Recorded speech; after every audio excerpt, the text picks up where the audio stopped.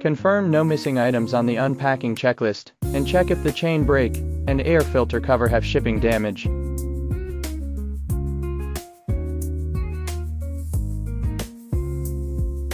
Push the guide plate into the sprocket and check the chain direction.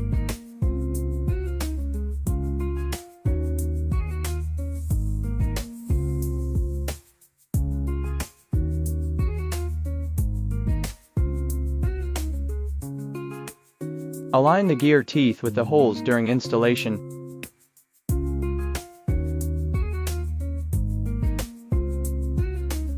The installation method for the lawn edger follows the same principle as this step.